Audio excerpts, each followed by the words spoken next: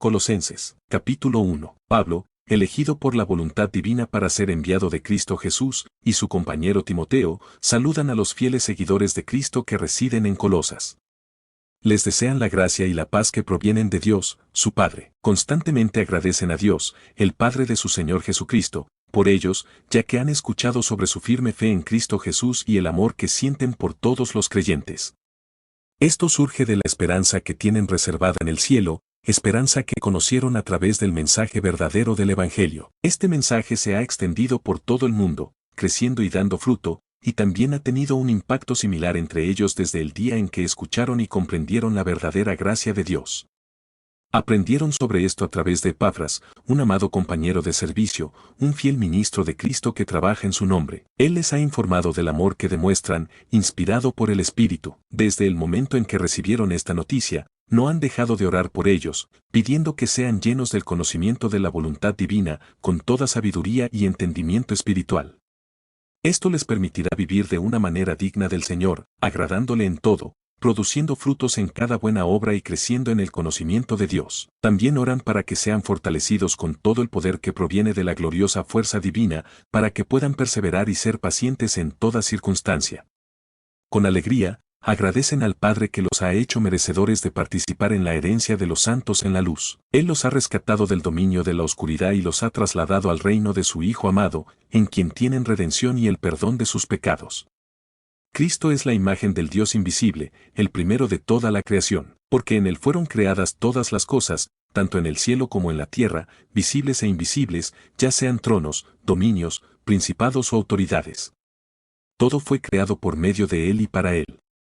Él existía antes de todas las cosas, y en Él todas las cosas se mantienen unidas. Además, Él es la cabeza del cuerpo, que es la Iglesia. Él es el principio, el primero en resucitar de entre los muertos, para que en todo tenga la supremacía, porque le agradó al Padre que en él habitara toda la plenitud, y por medio de él reconciliar consigo mismo todas las cosas, tanto en la tierra como en el cielo, estableciendo la paz mediante la sangre derramada en la cruz. A ellos, que en el pasado estaban alejados y eran enemigos de Dios por sus malas acciones, ahora los ha reconciliado en el cuerpo físico de Cristo mediante su muerte, para presentarlos santos, sin mancha e irreprochables ante Él. Esto es posible si permanecen firmes y constantes en la fe, sin apartarse de la esperanza del Evangelio que han escuchado, el cual ha sido proclamado en toda la creación bajo el cielo.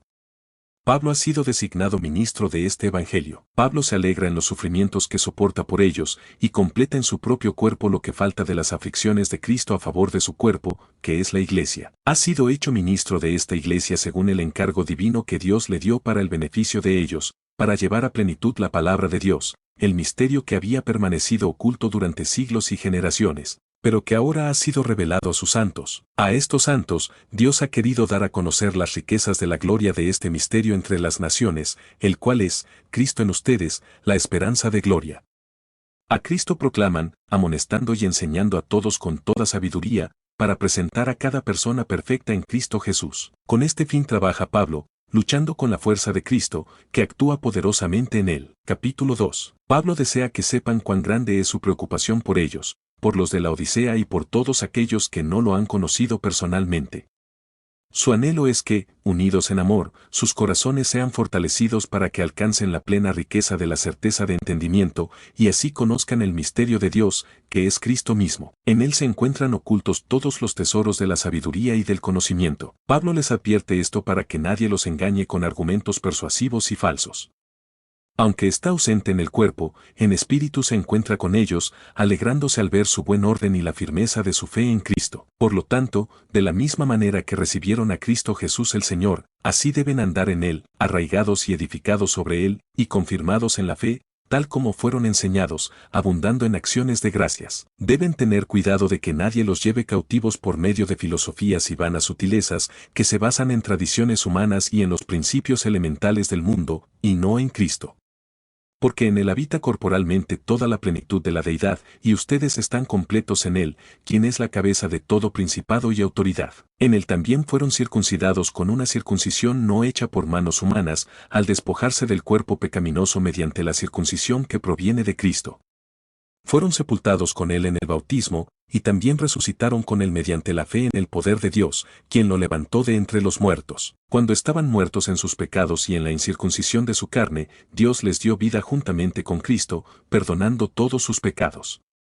Él anuló el acta de acusación que había contra nosotros, que por sus decretos nos era contraria, y la quitó de en medio, clavándola en la cruz. Despojó a los principados y autoridades, y los exhibió públicamente, triunfando sobre ellos en la cruz. Por lo tanto, que nadie los juzgue por asuntos de comida o bebida, o respecto a celebraciones, lunas nuevas o días de reposo.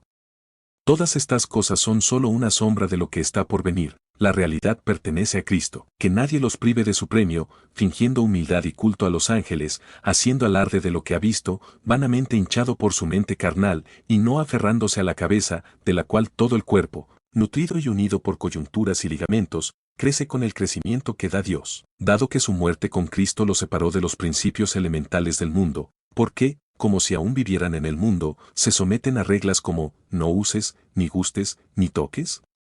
Tales cosas están destinadas a perecer con el uso, pues son mandamientos y doctrinas humanas. Es cierto que estas prácticas tienen apariencia de sabiduría, con su religiosidad, humildad y duro trato del cuerpo, pero no tienen ningún valor contra los impulsos de la carne. Capítulo 3. Dado que han resucitado con Cristo, deben buscar las cosas del cielo, donde Cristo está sentado a la derecha de Dios.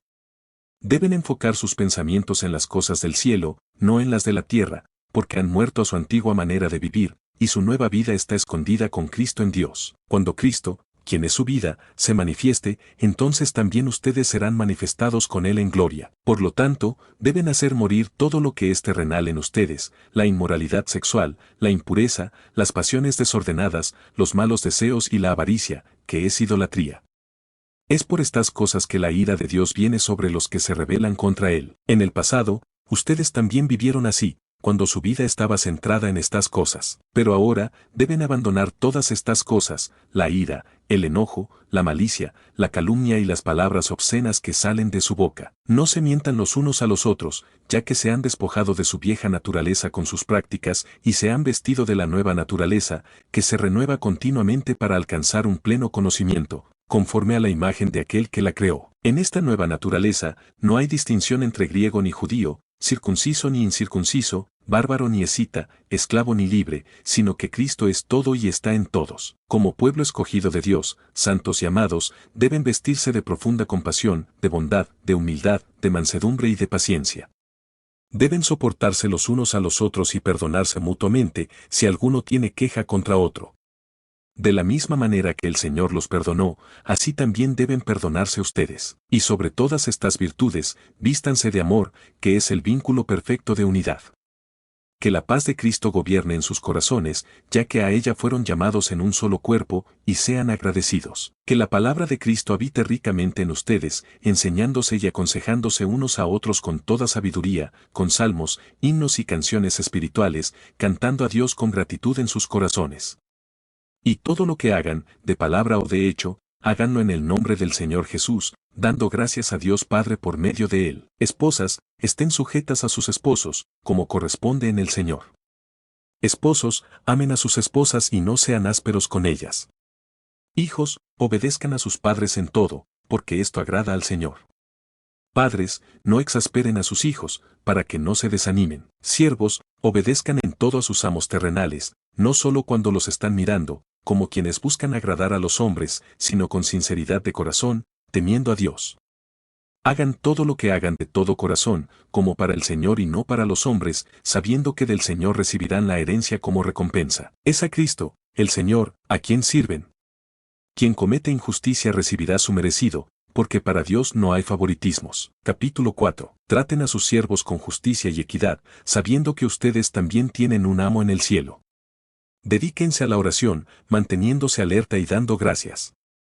Oren también por nosotros, para que el Señor nos abra puertas para proclamar el mensaje, el misterio de Cristo, por el cual estoy preso. Oren para que pueda darlo a conocer con claridad, como debo hacerlo. Condúzcanse con sabiduría entre los que no son creyentes, aprovechando bien cada oportunidad.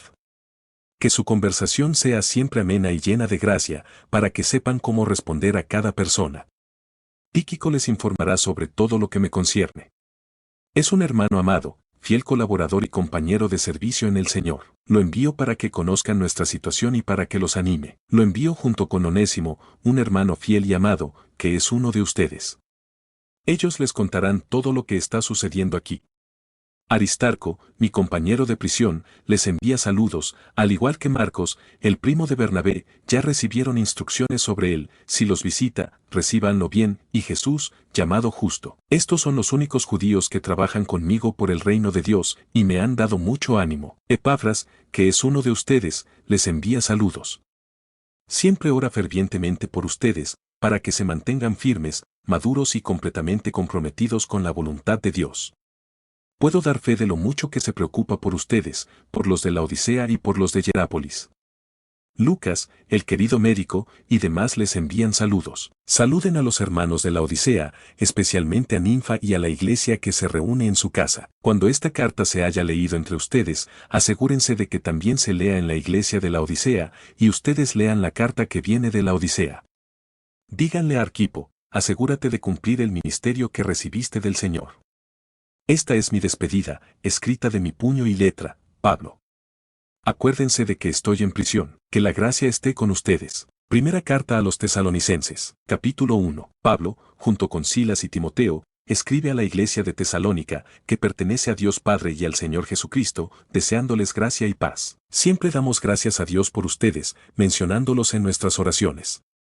Recordamos constantemente ante Dios Padre cómo su fe se manifiesta en sus acciones, su amor en su arduo trabajo y su esperanza en la perseverancia, todo centrado en nuestro Señor Jesucristo. Sabemos, hermanos amados por Dios, que Él los ha elegido, porque nuestro mensaje del Evangelio no solo les llegó con palabras, sino también con el poder del Espíritu Santo y con plena convicción.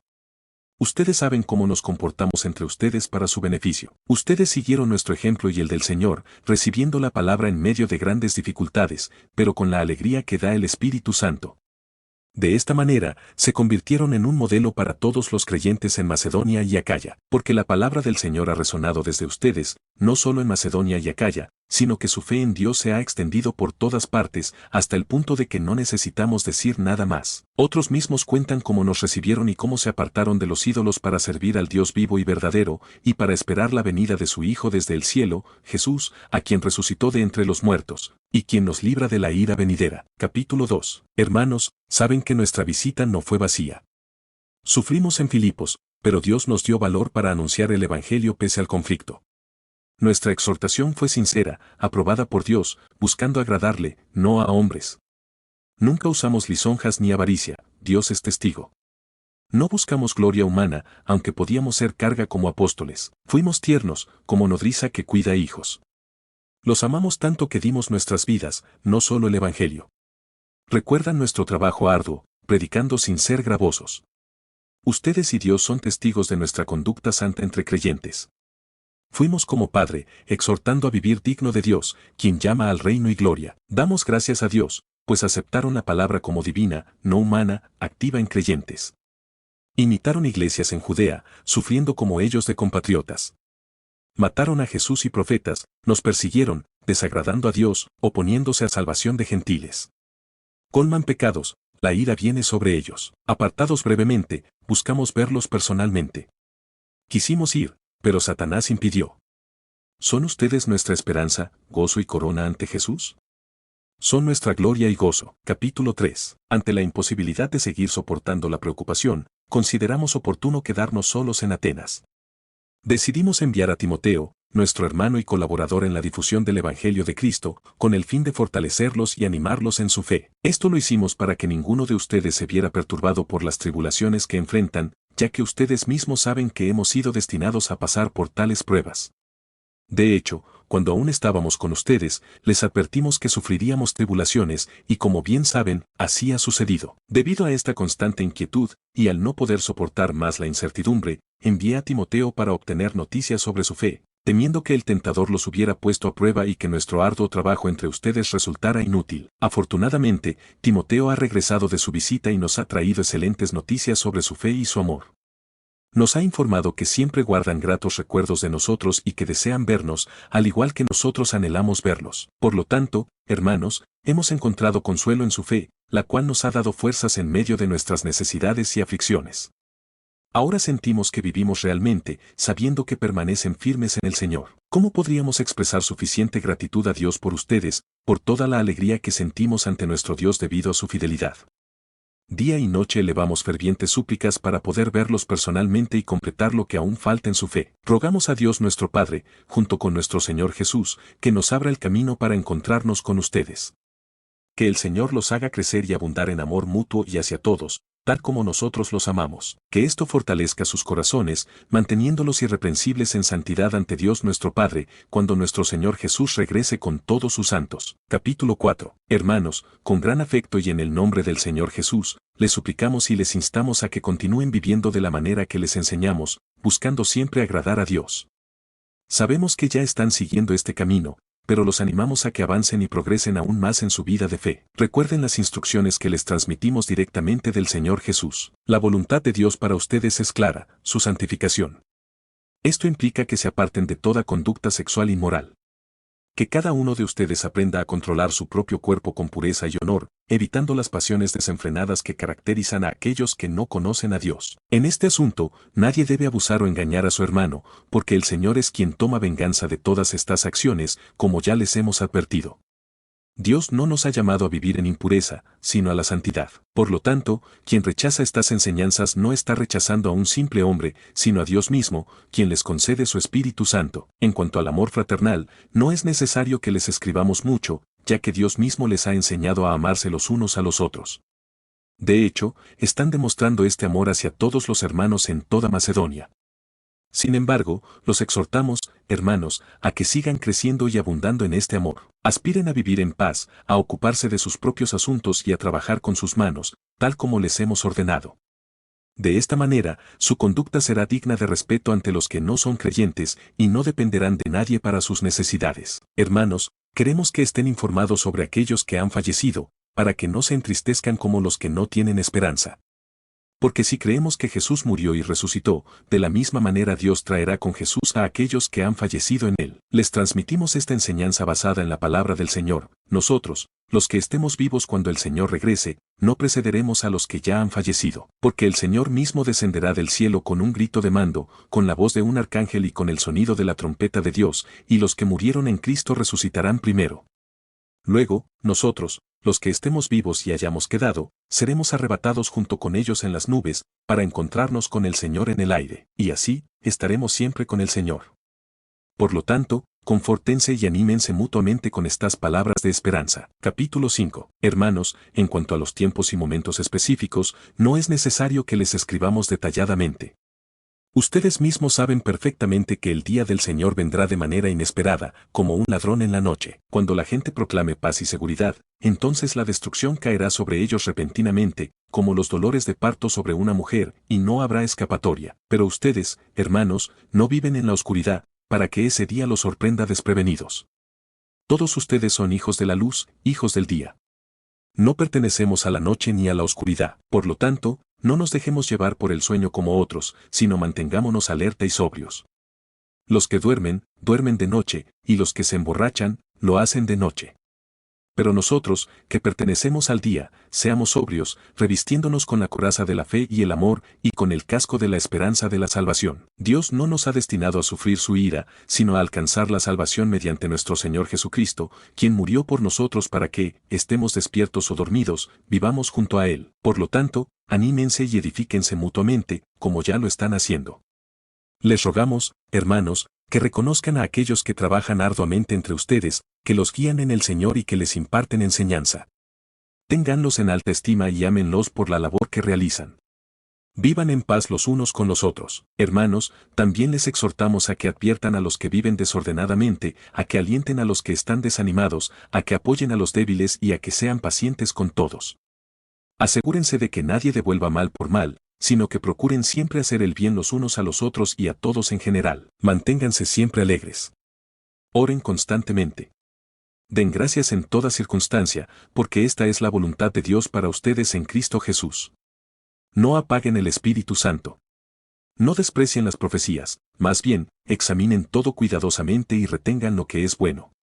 Apártense de toda apariencia de maldad. La segunda carta a los Tesalonicenses, capítulo 1. Pablo, junto con Silas y Timoteo, escribe a la iglesia de Tesalónica, que pertenece a Dios nuestro Padre y al Señor Jesucristo, deseándoles gracia y paz. Siempre debemos expresar gratitud a Dios por ustedes, hermanos, porque su fe está creciendo de manera excepcional y el amor de cada uno hacia los demás está aumentando abundantemente.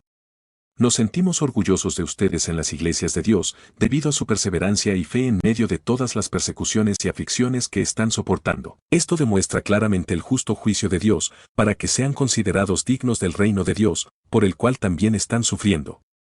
Es justo ante Dios retribuir con aflicción a quienes los afligen y retribuir con descanso, junto con nosotros, a ustedes que son afligidos. Esto sucederá cuando el Señor Jesús se manifieste desde el cielo con sus poderosos ángeles, en medio de llamas de fuego, para castigar a quienes no conocen a Dios y a quienes no obedecen el Evangelio de nuestro Señor Jesús. Ellos serán castigados con destrucción eterna, excluidos de la presencia del Señor y de la gloria de su poder, cuando Él venga en aquel día para ser glorificado en sus santos y ser admirado por todos los que creyeron, porque nuestro testimonio ha sido creído entre ustedes. Con este propósito, siempre oramos por ustedes, para que nuestro Dios los haga dignos de su llamado y para que cumpla todo buen propósito y toda obra de fe con poder, de manera que el nombre de nuestro Señor Jesús sea glorificado en ustedes, y ustedes en Él, según la gracia de nuestro Dios y del Señor Jesucristo. Capítulo 2. Hermanos, en cuanto a la venida de nuestro Señor Jesucristo y nuestra reunión con Él, les rogamos que no se dejen confundir fácilmente ni se alarmen por mensajes que afirman que el día del Señor ya ha llegado, ya sea por revelación espiritual,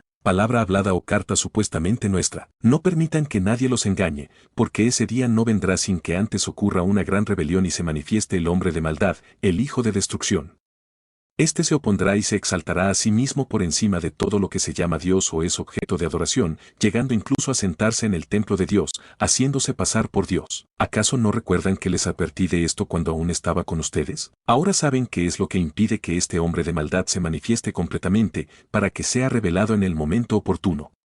Porque la fuerza secreta del mal ya está actuando, pero será detenida hasta que se quite de en medio quien ahora la retiene. Entonces se manifestará el malvado, a quien el Señor Jesús destruirá con el soplo de su boca y aniquilará con el resplandor de su venida. La venida de este malvado será obra de Satanás, con toda clase de milagros, señales y prodigios falsos, y con toda forma de engaño perverso para los que se pierden, por haberse negado a amar la verdad que los habría salvado. Por eso Dios permite que sean engañados con poder, para que crean en la mentira. Así serán condenados todos los que no creyeron en la verdad, sino que se deleitaron en la maldad. Pero nosotros siempre debemos dar gracias a Dios por ustedes, hermanos amados por el Señor, porque desde el principio Dios los escogió para ser salvos mediante la obra santificadora del Espíritu y la fe en la verdad. Para esto los llamó por medio de nuestro Evangelio, a fin de que alcancen la gloria de nuestro Señor Jesucristo. Así que, hermanos, manténganse firmes y fieles a las enseñanzas que les transmitimos de palabra o por carta. Que nuestro Señor Jesucristo mismo, y Dios nuestro Padre, que nos amó y por su gracia nos dio consuelo eterno y una esperanza maravillosa, los anime y los fortalezca para que hagan siempre lo bueno, tanto en palabras como en obras. Capítulo 3. Hermanos, oren por nosotros para que el mensaje del Señor se difunda rápidamente y sea honrado, como lo fue entre ustedes. Oren también para que seamos librados de gente perversa y malvada, porque no todos tienen fe. Pero el Señor es fiel, y Él los fortalecerá y los protegerá del maligno. Confiamos en el Señor que ustedes están haciendo y seguirán haciendo lo que les hemos mandado. Que el Señor los guíe a amar a Dios y a perseverar como Cristo perseveró. Hermanos, en el nombre de nuestro Señor Jesucristo, les ordenamos que se aparten de todo hermano que viva ociosamente y no siga las enseñanzas que les hemos transmitido. Ustedes saben muy bien cómo deben seguir nuestro ejemplo, porque nosotros no vivimos ociosamente entre ustedes. Tampoco aceptamos comida de nadie sin pagarla. Al contrario, trabajamos arduamente día y noche para no ser una carga para ninguno de ustedes. No es que no tuviéramos derecho a que nos mantuvieran, sino que queríamos darles un ejemplo a seguir. De hecho, cuando aún estábamos con ustedes, les ordenamos, el que no quiera trabajar, que tampoco coma. Nos hemos enterado de que algunos de ustedes viven ociosamente, sin hacer nada, pero entrometiéndose en asuntos ajenos. A tales personas les ordenamos y exhortamos en el Señor Jesucristo a que trabajen con tranquilidad para ganarse la vida. En cuanto a ustedes, hermanos, no se cansen de hacer el bien. Si alguno no obedece lo que decimos en esta carta, señálenlo y no se relacionen con él, para que se avergüence. No lo consideren un enemigo, sino amonéstenlo como a un hermano.